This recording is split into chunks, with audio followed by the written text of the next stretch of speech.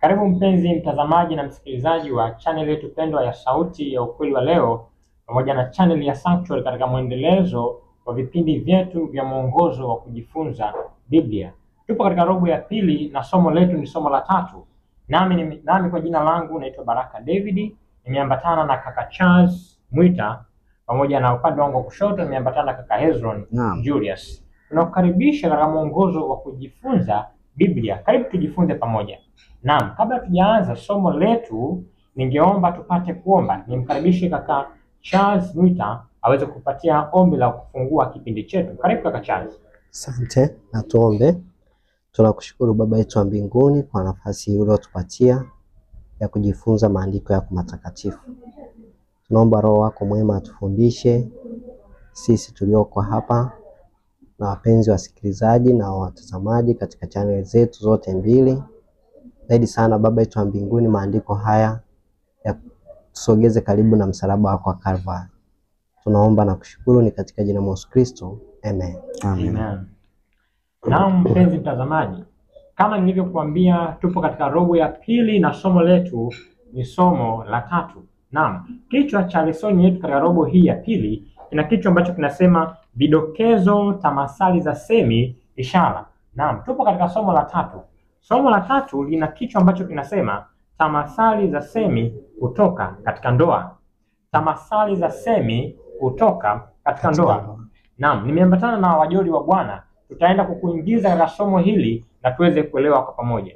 Wajoli, kuna jambo ambalo Bwana anahitaji kutufundisha kupitia ndoa. Amina. Naam, na hata mwandishi na mhariri wa lesoni anajaribu kugusia jambo fulani kwamba Mungu anahitaji kutufunza jambo fulani kupitia ndoa. Na mimi nikukaribisha kaka Charles uweze kutupitisha katika utangulizi na tuweze kufahamu kwamba Bwana alikuwa na lengo gani katika tamathali na vidokezo hususan katika ndoa. Karibu kaka Charles. Asante. Kama tulivyoona somo lililopita, tulikuwa na somo msingi wa mwanzo. Kwa hiyo tukaona kwamba ili tuweze kutafasiri unabii vizuri ni lazima tuanze Biblia yote imebebwa katika msingi wa mwanzo. Na unabii umebebwa na tamathali za semi za ndoa. Kuna mahali utaona kahaba, utaona bikira safi, utaona. Sasa vitu kama hivyo hatutaacha kuzungumzia ndoa ambayo inazungumzia ndoa jinsi ambavyo inawakilisha Kristo na kanisa, na ndoa iliyotoka na ndoa ambayo imevunjika kutoka kwa Kristo. Si kwa maana kwamba labda Kristo ni mnyanyasaji. Unajua kuna ndoa zingine mtu anaamua kutoka kwenye ndoa kwa sababu ya unyanyasaji uliopo. Ila hii ndoa ambayo mara nyingi watu wa Mungu wanajitenga kutoka kwa Kristo ni kwa sababu ya wao wenyewe kutokuwa waaminifu kwa Kristo. Sasa ndoa tutaangalia mwanzo kabisa jinsi ambavyo Mungu aliumba ndoa ambayo inatakiwa kumwakilisha yeye na watu wake. Ilikuwa na kanuni zipi? Kanuni hizo ambapo tunapoziruka tuelewe kabisa ndoa haitakuwepo kwa ndoa hizi za kijamii, haitakuwepo, lakini ndoa kati ya Kristo na watu wake haitakuwepo. Tuliona kwamba baada ya Adam na Hawa kuumbwa, tunaona kwanza Adam kuumbwa hakuwa na mwenzi. Baadaye akatafutiwa mwenzi, na namna ya kumtafutia mwenzi ilikuwa ni lazima Adam alale, katolewa jinsi Biblia inavyotufundisha. Ukisoma katika kitabu cha Mwanzo 1 na Mwanzo 2, ambayo hiyo hata Mwanzo 2:23 hadi 25 inatueleza. Sasa Adam mke na Hawa kutolewa kwenye ubavu ilikuwa inamaanisha kwamba Hawa hatakiwi kuwa kichwa, kwa maana kanisa halitakiwi kutoa maelekezo yoyote kwa watu zaidi ya yale maelekezo ya Kristo mwenyewe. Make Kristo ndio kichwa cha kanisa. Kwa hiyo Hawa isije kafikia mahali yeye ndio akawa msemaji wa familia. Msemaji wa familia abakie kwa baba. Na vivyo hivyo kwa muktadha huo Hawa alipotoka kwenye mbavu sio sasa achukuliwe ni kiumbe duni cha kukanyagwa. aichukuliwe kama ni sehemu ya kuwa karibu karibu kwa kupokea maelekezo na kuyatoa kwa familia kwa ujumla, kwa maana ya watoto na vitu vingine hivyo. Hiyo ndio ndoa ambayo Kristo alikusudia kwamba imwakilishe yeye. Asante mwenyekiti. Na unakumbuka kaka Baraka, kama ambavyo kaka Chazi ametangulia kusema, ndoa ni moja ya taasisi takatifu ambazo zilianzishwa pale Edeni. Katika hizi taasisi mbili pacha, ndoa na Sabato, Mungu alikusudia kufunua uhusiano wake na watu wake, lakini pia uhusiano wa wanadamu kwa wanadamu. Amina. Unajua hata njia ambayo Mungu alitumia katika kuwaumba wanadamu hawa kutoka kwenye ubavu wa Adamu, kutoka kwenye mwili wa Adamu, kutoka kwenye mifupa ya Adamu, ni namna moja ambayo inatufundisha jambo la muhimu katika maisha, kwamba hivi kwa asili ni mtu yupi anaweza kufanyia ukatili kiungo chochote cha mwili wake? Haiwezekani. Haiwezekani. Yani kama vile ambavyo mtu anautendea mwili wake, basi aone umuhimu kwamba anapaswa kumtendea mwenzi wake au mke wake vile ambavyo anatendea moja ya kiungo cha mwili wake, kwa sababu hawa ni sehemu ya mwili wa Adamu na wote tumetoka kwa Adamu. Kwa hiyo vivyo hivyo kama ambavyo Biblia inafundisha kwamba mwanamke atamwacha mwanaume, ataambatana na mumewe, na hao wawili watakuwa ni mwili mmoja. Kwa hiyo mwili mmoja, kwa maana kwamba uhusiano wao unapaswa kuthaminiwa, kila mmoja athamini mwenzake. Mwanamume amhesabu mwanamke kama sehemu ya kiungo cha mwili wake, kwa sababu hawa baada ya tusipoangalia kile ambacho Mungu alikuwa amekusudia mwanzoni, ndoa zetu, mahusiano yetu ya ndoa hayatakuwa na maana. Na utagundua kwamba baada ya dhambi ndio haya mamlaka ya mwanamke kutaka kuinuka juu yakatokea, kwa sababu Hawa baada ya kuwa ameanguka katika dhambi alishushwa kutoka hata katika nafasi ambayo alikuwa nayo, kwamba kutoka kuwa sawa na Adamu sasa anakuwa mtawaliwa. Na hii inatakiwa tufundishe hata kwetu leo kwamba Mungu alikusudia mahusiano ya ndoa yafunue uhusiano wake na Kristo, lakini vile vile yafunue uhusiano wa wanadamu kwa wanadamu wenzao. Kwa hiyo tunapaswa kumshukuru Mungu kwa taasisi hii, na vile vile tuithamini. Tuithamini kama ni jambo takatifu lililotoka kwa nani? Lililotoka kwa Mungu, kwa sababu kilichotoka kwa Mungu ni kitakatifu. Asante. Amina. Mpenzi mtazamaji, tukumbuke pia fungu letu kiongozi ndio katika Ufunuo 19 na mstari ule wa 9, nalo linasema naye akaniambia, andika, heri walioalikwa karamu ya harusi ya mwanakondoo. Akaniambia, maneno haya ni maneno ya kweli ya Mungu. Asante kaka Hezron pamoja na kaka Charles Mwita. Tunajua kwamba pia ndoa ni muunganiko wa jinsia mbili tofauti, ya kike na ya kiume. Isipokuwa kwa kweli katika karne tunayoishi tunaona namna ambavyo ndoa imeshambuliwa sana, na kuanzishwa kwa ndoa za jinsia moja, namna ambavyo ndoa imeharibiwa, na lile lengo la Mungu kutufundisha upendo wake kupitia ndoa limeharibiwa kwa kina sana. Lakini siku ya Jumapili tulikuwa na somo ambalo linasema mwili mmoja, na Jumatatu bibi harusi nzuri. Bwana kuna jambo ambalo pia anaeleza katika masomo haya mawili. Anahitaji tujifunze pale kupitia ndoa. Je, kwa kanisa tunajifunza nini kupitia haya masomo mawili, siku ya Jumapili na Jumatatu, mwili mmoja pamoja na bibi harusi nzuri? Ni kitu gani ambacho Bwana anahitaji kutufunza pale kupitia ndoa? Karibu. Asante. Tukumbuke kwamba somo letu linasema tamathali za semi kutoka katika nini? Katika ndoa. Kwa hiyo ndoa ni moja ya ishara au tamathali za semi au kidokezo ambacho Mungu alikusudia kwamba kielezee, kitoe, kwa sababu tunajifunza kwamba ndoa ni moja ya vitu vinavyofunua kweli za kiunabii. Kwa hiyo jambo lolote ambalo Mungu aliliasisi katika kitabu cha Mwanzo, utakuja kugundua kwamba Mwanzo, kitabu cha Mwanzo ndio msingi mzima wa nini? Wa Biblia. Kwa hiyo tunapokuwa tunajifunza vitabu vingine vya Biblia, tutambue kwamba msingi ni Mwanzo. Kwa hiyo ndoa ni jambo ambalo kiukweli Mungu anahitaji lithaminiwe, kwa sababu lisipothaminiwa hatutaelewa kile ambacho Mungu alikusudia tujifunze. Sasa tunazungumzia mwili mmoja, na moja ya visa ambavyo vimechukuliwa kama kidokezo cha ndoa ni katika kitabu cha Mwanzo sura ya 2. Mwanzo sura ya 2 na lile fungu la la 23 mpaka la 25 na Waefeso sura ya 5 fungu la 29 mpaka la 32. Utakuja kugundua kwamba katika mafungu haya yote dhima yake kuu ni kuhusiana na mwili mmoja. Ni kuhusiana na mwili mmoja, kwa sababu kwenye kitabu cha Efeso mtume Paulo anajaribu kuturudisha kwenye kitabu cha Mwanzo ili tuone jinsi ambavyo ndoa ilikusudiwa kufunua uhusiano wa Kristo na kanisa lake, kwa sababu Paulo anazungumzia habari ya mke na mume, kwamba mume ampende mke kama ambavyo Kristo analipenda kanisa lake, na mke amtii mume kama ambavyo kanisa linamtii nani? Linamtii Kristo.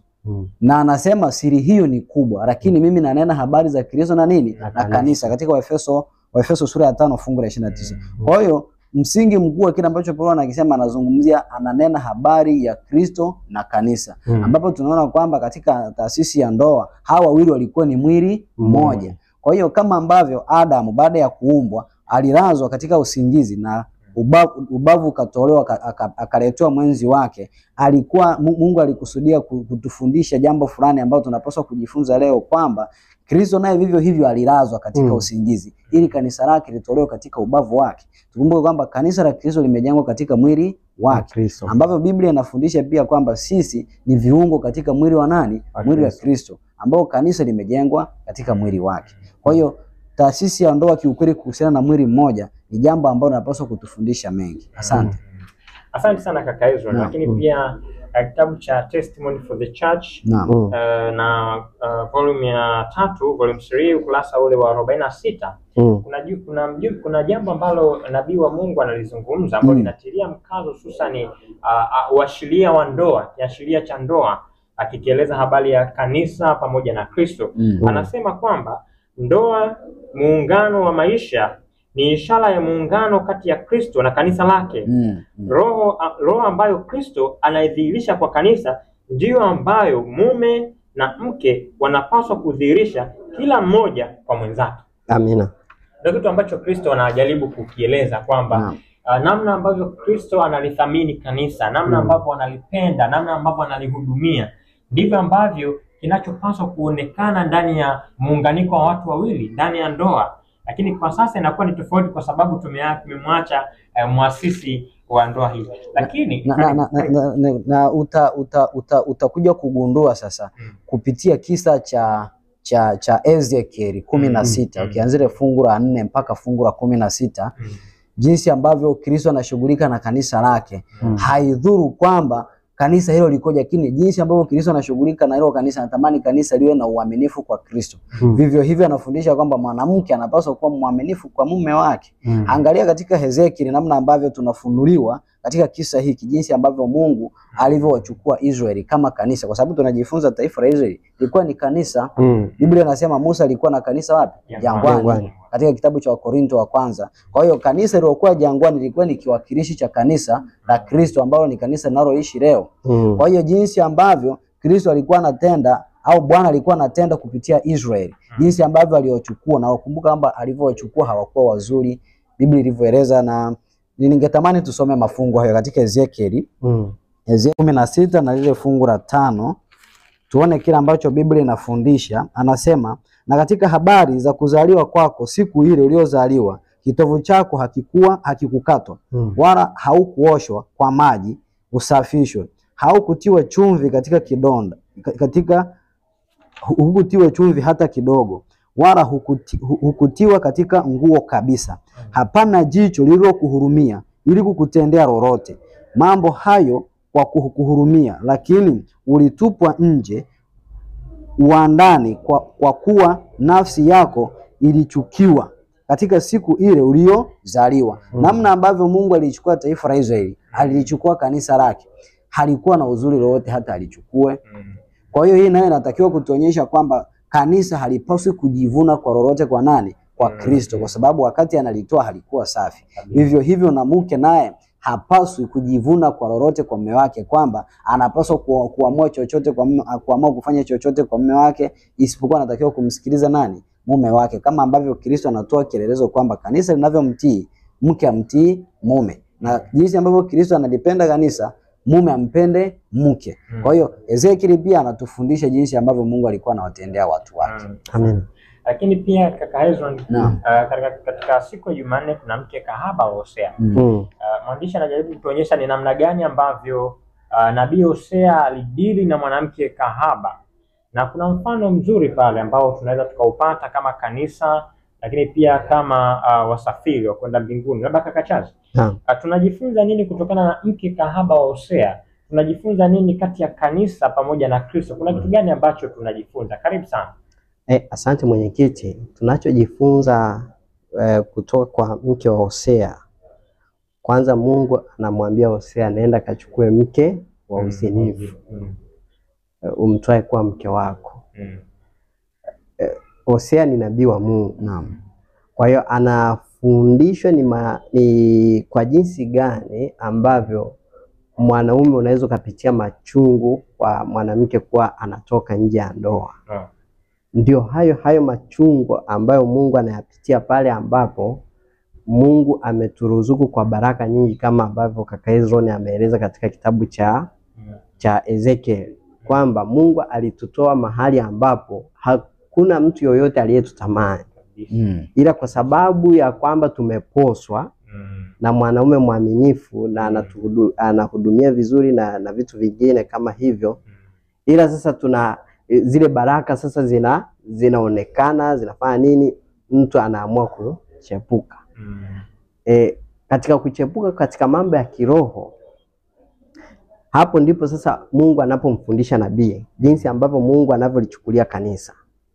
Na kadri Hosea anavyoambiwa kwamba nenda kampose tena, nenda kamchukue tena, nenda kamchukue tena, ni wito ambao Mungu anatoa kwa kila makanisa ambayo yamemwacha. Kwamba yawezekana kuna watu ambao hawajapata kusikia. Kanisa kama kanisa, mfumo kama mfumo, yawezekana ulishasikia. Ila wale ambao wanazunguka lile kanisa yawezekana hawajawahi kusikia. Kwa hiyo Mungu anatoa tena wito, nenda tena kapose, ili mradi tu kama kuna mtu yuko pale ajifunze kitu. Na ndio maana Biblia katika Ufunuo 18 anasema, tokeni kwake enyi watu wangu katika Babeli, msishiriki dhambi zake. Na ndicho mjumbe wa Mungu katika hichi kitabu cha Pambano kuwa nacho anazungumza. Anasema kwamba Mungu bado ana watu katika Babeli, na kabla ya kuja kwa hukumu, watu hawa waaminifu ni lazima waitwe ili wasishiriki dhambi zake. Kwa hivyo Mungu basi anatoa wito kwa kila mmoja wetu kwamba yawezekana sasa tuko kwenye makanisa ambayo sasa viongozi ndio wanaotoa maelekezo zaidi ya Kristo. Mungu anatuita kwa uaminifu wetu kwamba tokeni kwake, huko hakutakuwa na jema lolote. Asante mwenyekiti. Asante sana. Hata katika kitabu cha Zaburi 80 na mstari wa 8 anasema, naliutoa mzabibu Misri, nikawafukuza mataifa nami nikaupanda. Inaonyesha namna gani ambapo Bwana alilitoa kanisa sehemu ambapo ilikuwa halistahili kabisa. Lakini akalisafisha, bado akalipenda. Hususan Ezekiel anaeleza namna gani ambavyo Mungu kwa kweli alilithamini, na hatuna cha kujivunia mbele ya Kristo isipokuwa kama kanisa tunavaa iliyo haki yake. Lakini kuna ndoa ya Isaka pamoja na Rebeka. Hii ni ndoa ambayo tunaona ina sifa njema sana. Tunajifunza nini kupitia ndoa ya Isaka pamoja na Rebeka? Karibu kaka Hezron. Asante kaka ndugu mwenyekiti. Na kisa cha Isaka katika Mwanzo 24 ni moja ya visa ambavyo vimechukuliwa katika taasisi ya ndoa ambayo tumechukulia kama tamathali za semi au ishara inayofunua upendo wa Mungu kwa watu wake. Na utakuja kugundua kwamba ndoa ya Isaka ndio ambayo Mungu alikusudia kwamba iwe kielelezo cha ndoa za siku hizi. Na kadri ambavyo uvuvio unaeleza katika kitabu cha Wazee na Manabii, utakuja kugundua kwamba ndoa ya Isaka na Rebeka ni ndoa ambayo ilisimamiwa na Ibrahimu mwenyewe.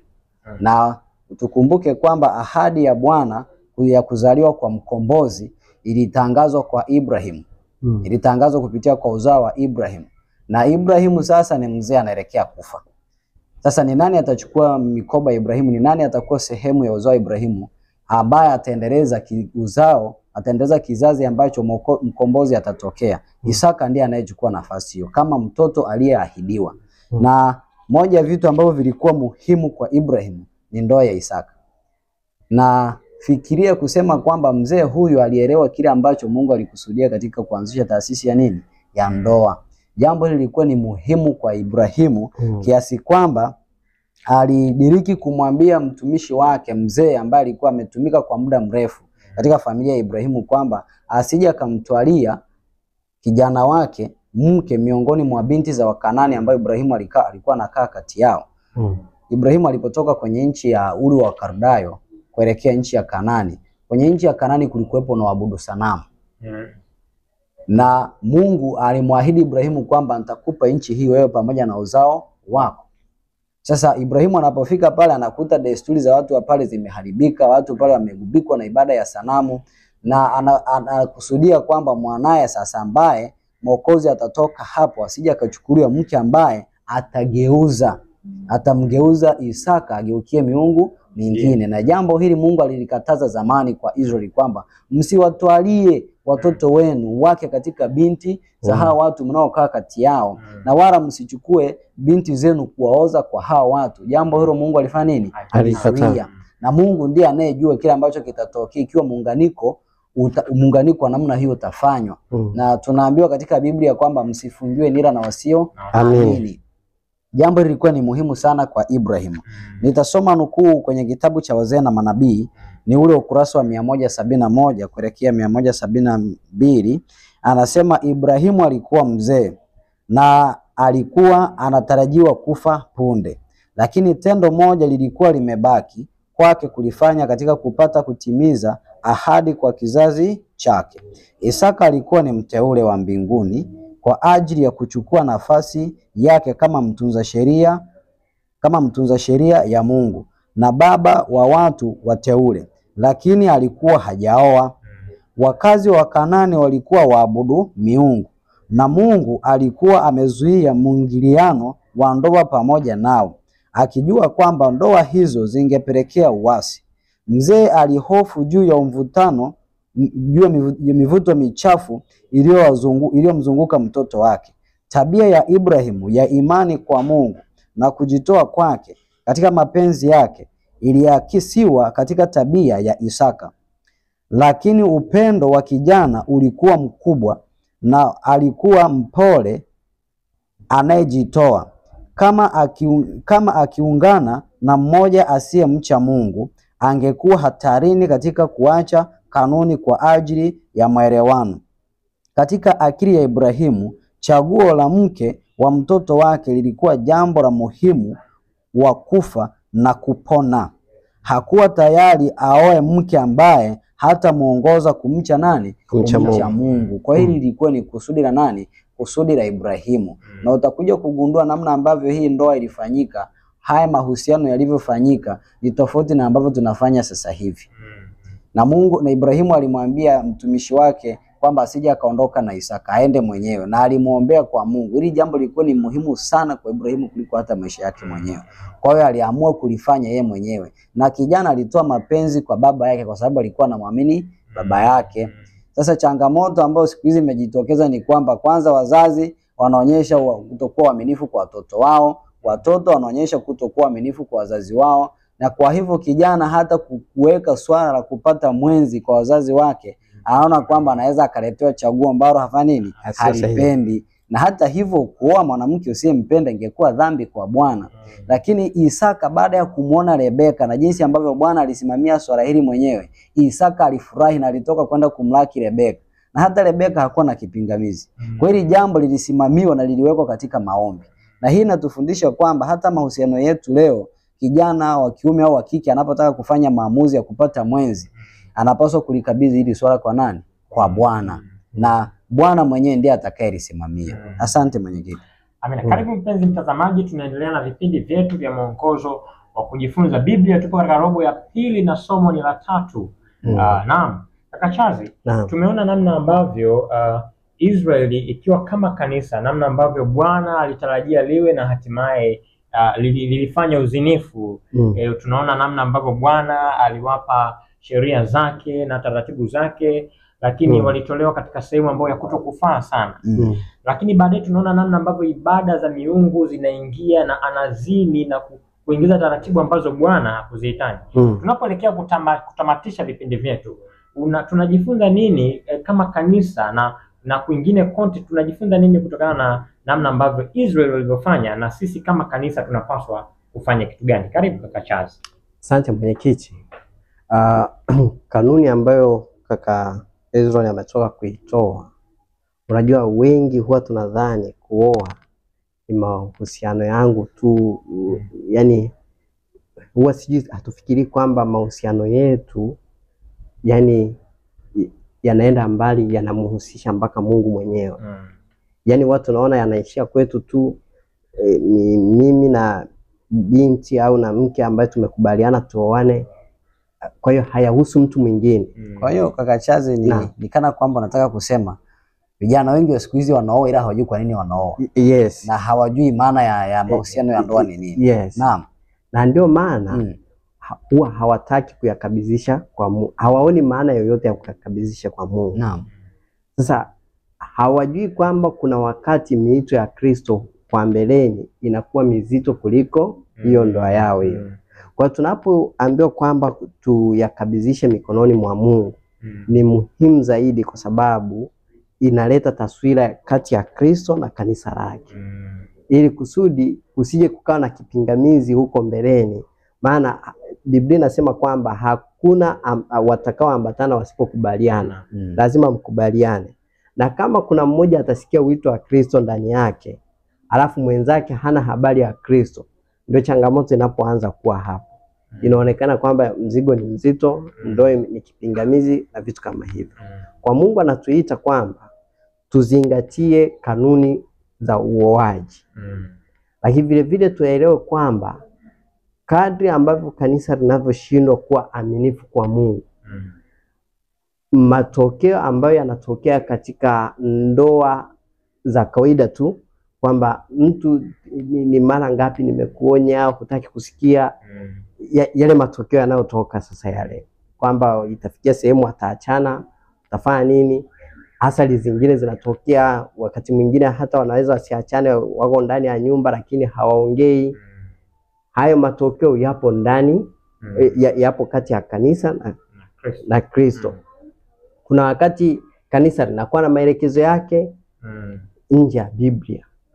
Biblia inasema kwamba aina ya chakula tutakula hiki, aina ya ibada inayotakiwa kufanya ni hii. Sasa kanisa lina ibada yake, lina mfumo wake nje na mfumo wa Kristo. Sasa kitu ambacho kina asili wale waumini, kama ambavyo ndoa inapoingia shida inavyoasili watoto. Watoto anashindwa kuelewa ni nani sasa nimsikilize baba, nimsikilize mama, nani mkorofi hapa. Unaona? Sasa hili jambo tusipolizingatia na tukaona ni kawaida tu, mwisho wake matokeo yake ni makubwa na majuto yake ni makubwa.